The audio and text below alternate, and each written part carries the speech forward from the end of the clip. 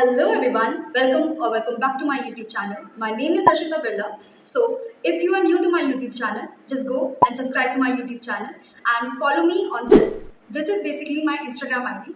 So let's get into the video. So basically this video is about my CUT raw score versus my normalized score. So ये video कुछ वो लोग भी देख रहे होंगे जो CUT का जो है एग्जाम दे चुके हैं, जो CUT रेस्पिरेंट्स रह चुके हैं वर्सेस जो CUT एस्पिरेंट्स अब फ्यूचर में इस वीडियो को देखेंगे। सो बेसिकली वीडियो ये होने वाली है एंड अगर आपको मेरे थंबनेल से नहीं समझ आया तो I am so sorry for my bad editing skills. So अब मैं वैसे आपको बता ही चुकी हूँ कि वीडियो किस बारे में है। ये वीडियो हमारे CUT रॉ स्कोर और हमारे नॉर्मलाइज स्कोर के बारे में है। कुछ लोगों को अभी यही नहीं पता होगा कि रॉ स्कोर क्या होता है और नॉर्मलाइज स्कोर क्या होता है। सो मैं आपको ये डाउट ही क्लियर करने के लिए बेसिकली वीडियो बना रही हूँ एंड ज़रूरी नहीं है कि आप मेरी वीडियो देखो, ऐसे बहुत सारे लोगों ने ये वीडियोस बनाई भी होंगी। But if you are watching this video so I make sure कि आपको एक भी डाउट ना रहे कि ये रॉ स्कोर और नॉर्मलाइज स्कोर होता क्या है। So I am so sorry, video बनाने के लिए मुझे फैन ऑफ करना पड़ रहा है, तो दैट्स वाई मुझे इतना पसीना आ रहा है, but it's okay. Let's get into the video. तो और get into the video बोल रही हूँ बट अभी और कुछ रहता है बताने के लिए। तो मैं काफ़ी टाइम से सोच रही थी कि मैं एक वीडियो बनाऊँ जिसमें मैं अपना CUT रिजल्ट भी बताऊँ और मेरा जो रॉ स्कोर जो है मेरा 15 to 20 डेज़ पहले आ चुका था। तो मैंने उस टाइम पे मैं इस कॉलेज प्रोसेस में इतना ज़्यादा इंडल्ज थी, इतना ज़्यादा बिजी थी, तो आई होप आप मेरी बात समझ रहे हो। इतना टाइम नहीं था कि मैं एक वीडियो बनाऊँ, वीडियो बनाने का मेरे पास टाइम नहीं था, बेसिकली मैं ये कहना चाह रही हूँ। तो now when I am free with all the stuff of colleges and everything is now sort out basically, so now I am making this video. So yeah, let me tell you my whole story being a CUT aspirant and my CUT raw score and my CUT normalized score.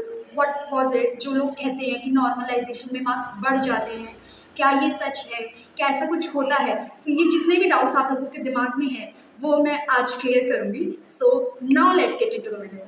सो मैं आज ऐसा topic लेकर आई हूँ जो आप सभी CUT aspirants को समझना बहुत ज़्यादा ज़रूरी है, क्योंकि अगर ये डाउट्स रहे तो आप शायद आगे के प्रोसेस में मिस आउट कर जाओ या आपको थोड़ा कन्फ्यूजन हो सकता है। सो रॉ स्कोर बेसिकली ये होता है जो आपका एग्ज़ाम है। CUT बेसिकली जो आपका एग्ज़ाम जिस दिन होता है उसमें जो आपके एग्ज़ाम्स के क्वेश्चन जो है, लाइक सपोज हमारे CUT के एग्ज़ाम में 50 क्वेश्चन आते हैं, तो उस 50 में से सपोज मैं अपना एक पूरा, मेरा मैथ्स भी कोई ज़्यादा अच्छा नहीं है, मैं आपको एक एग्जाम्पल दे दूँ। तो लेट सपोज 50 क्वेश्चन में से आपको 30 क्वेश्चन जो हैं बिल्कुल श्योर हो कि मेरे बिल्कुल ठीक हैं, तो आफ्टर अप्लाइंग नेगेटिव मार्किंग आपका जो स्कोर आया है, लेट सपोज आपका 1200 मार्क्स का जो था पूरा CUT एग्जाम बैठ रहा था और आपने 30 क्वेश्चन किए तो आपके 600 मार्क्स आ चुके हैं with negative marking applying to that. तो अब वो 600 स्कोर आपका रॉ स्कोर है, जितने क्वेश्चंस किए थे उतने ही सही हैं और उसी के मार्क्स मिले हैं। ये बेसिकली रॉ स्कोर है। आई होप आप समझ गए होंगे। अगर मैंने थोड़ा कंफ्यूज कर दिया है तो रॉ स्कोर है आपने जितने क्वेश्चंस किए उतने सही भी थे और उनके आपके मार्क्स भी मिले। अब नॉर्मलाइज स्कोर की अगर हम बात करें तो नॉर्मलाइज स्कोर इसमें गेम चेंजर है। नॉर्मलाइजेशन में बेसिकली होता ये है कि जैसे CUT जो है डिफरेंट शिफ्ट्स में डिफरेंट पेपर करता है। पेपर समझ गए ना, मतलब पेपर जो है होते रहते हैं हमारे डिफरेंट शिफ्ट्स में, जो एग्ज़ाम्स होते हैं उस एग्ज़ाम्स में जो डिफ़िकल्टी लेवल है हमारे एग्ज़ाम्स का वो किसी का इजी हो सकता है, किसी का मॉडरेट भी हो सकता है और किसी का एक बहुत ज़्यादा डिफ़िकल्ट भी हो सकता है। ठीक है, वो हमारे हाथ में नहीं है, वो NT खुद सेट करता है पेपर। बट आफ्टर नॉर्मलाइजेशन जिनका पेपर ईजी आया, जिनका मॉडरेट आया या जिनका डिफ़िकल्टी लेवल है जो है बहुत ज़्यादा हाई था, जैसे कभी हाई आता नहीं है, ईजी टू मॉडरेट के बीच में आता है, तो उस नॉर्मलाइजेशन की प्रोसेस में, उस पूरे फार्मूला में जो NT ने फार्मूला निकाला है नॉर्मलाइजेशन, उसमें सभी का स्कोर जो है इक्वली मतलब इक्वली उसमें सभी को स्कोर मिलता है। आई नो ये बहुत ज़्यादा ऐसा फील कर रहा है कि इसमें तो बीच में यार मेरे फ़ोन की जो है स्टोरेज खत्म हो गई थी, तो इसलिए मुझे बीच में कट लगाना पड़ा।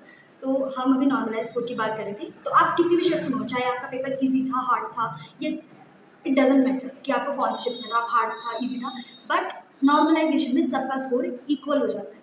ठीक है, बस यही है नॉर्मलाइजेशन, इससे ज़्यादा कुछ नहीं। तो मेरा नॉर्मलाइजेशन स्कोर जो था, पहले जो रॉ स्कोर था वो 600 था आउट ऑफ 1200। जो नॉर्मलाइज स्कोर था, लोग, बल्कि मैं तो कहूँगी परसेप्शन ही है, ऐसा होता किसी एक दो के साथ होता होगा, वो भी जिसका लक बहुत ज़्यादा अच्छा होगा। तो मैंने मेरे सीनियर्स ने मुझे बोला बोला था कि आप टेंशन मत लो, अगर आपका 600 स्कोर है। मैं तो 600 में भी सेटिस्फाइड नहीं थी, क्योंकि मुझे ये था कि मेरे शायद नंबर बढ़ेंगे, क्योंकि मेरे सभी सीयूटी एग्ज़ाम्स बहुत अच्छे गए थे। तो मुझे मेरे सीनियर्स ने बोला कि वेट करके देख लो, नॉर्मलाइजेशन में क्या पता आपके मार्क्स जो हैं बढ़ जाए, क्योंकि कहते हैं कि 10-20 मार्क्स नॉर्मलाइजेशन के बाद बच्चों के बढ़ जाते हैं। बट मेरे साथ जो हुआ वो बिल्कुल ही अपोजिट हो गया। मैं सिर्फ इसमें थी कि चलो नॉर्मलाइजेशन में मेरे मार्क्स बढ़ जाएंगे, बट मेरे नॉर्मलाइजेशन में मार्क्स कम हुए। और कितने कम हुए वो अभी मैं आपको बताती हूँ। मेरा नॉर्मलाइज स्कोर जो था 600 से 438 हो चुका था आउट ऑफ 800। तो अब मैंने होप बिल्कुल लूज़ कर दिया था कि शायद मुझे मेरे ड्रीम कॉलेज में एडमिशन नहीं मिलेगा। मेरा ड्रीम कॉलेज डीयू था, बट मैंने होप बिल्कुल छोड़ दिया था। मैंने प्राइवेट कॉलेजेस में अप्लाई करना शुरू कर दिया था। मैं विजिट भी कर चुकी थी एक दो। पता नहीं क्यों मैं फंबल कर रही हूँ, आई एम सो सॉरी। तो मैं एक दो प्राइवेट कॉलेजेस विजिट भी कर चुकी थी।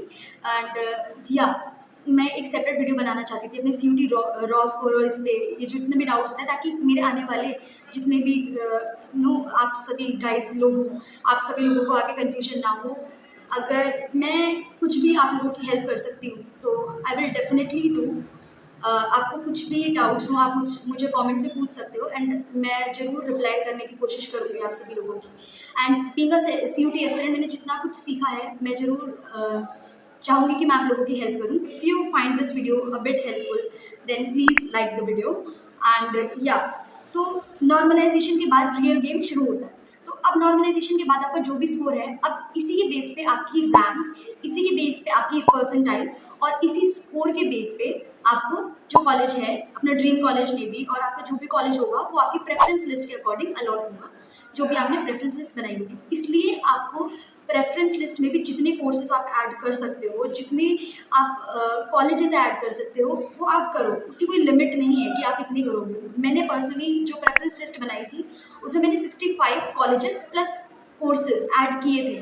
तो मेरी एक आप सभी लोगों को रिक्वेस्ट मैं कहूँगी, अगर आपको डीयू में एडमिशन चाहिए तो अपनी प्रेफरेंस लिस्ट जो है किसी अच्छे अच्छी जगह से बनवाना। अगर आप खुद बना रहे हो तो अच्छे से रिसर्च करके बनाना। जितने ज़्यादा कॉलेजेस आप ऐड करना चाहते हो आप कर सकते हो। कॉलेजेस कोर्सेज आप इन्फिनिटी आप भर सकते हो, मैं ये कहूँगी। तो या ये लोग लाइक कर देना, सब्सक्राइब कर देना, only if you find this video helpful और आपको अच्छा लगे। मैं ये फोर्सफुली नहीं करना चाहती, मुझे ये बोलना अच्छा नहीं लगता है। So yeah that's it for the video. All the CUET aspirants, if you find this video helpful and आपको अच्छा लगा तो आप ज़रूर लाइक करना, सब्सक्राइब करना चैनल को। और लास्ट मैसेज ये दूँगी, जितने भी सीयूटी एस्पिरेंट्स हैं, अगर आपको फर्स्ट राउंड में कॉलेज अलॉट नहीं हुआ तो आप वो बिल्कुल भी मत खोइए, जैसे मैंने खो दी थी। मुझे राउंड 2 में कॉलेज अलॉट हो चुका है। And by the way guys, मैं आप सभी लोगों को एक छोटी सी बात क्लियर करना चाहती हूँ। मैं ये जो वीडियो बना रही हूँ ये 15 से 20 दिन पहले मुझे बना देनी चाहिए थी, but due to time management मेरा जो टाइम था वो बहुत ज़्यादा शेड्यूल था, बिजी था। अब मुझे जब टाइम मिल चुका है और ये सारा एडमिशन प्रोसेस हो चुका है, तो I am making this video. अब फाइनली मुझे कॉलेज अलॉट भी हो चुका है, बट मैं उसके बारे में ज़्यादा बात इस वीडियो में नहीं करूँगी, क्योंकि अगर की तो ये वीडियो बहुत लंबा हो जाएगा।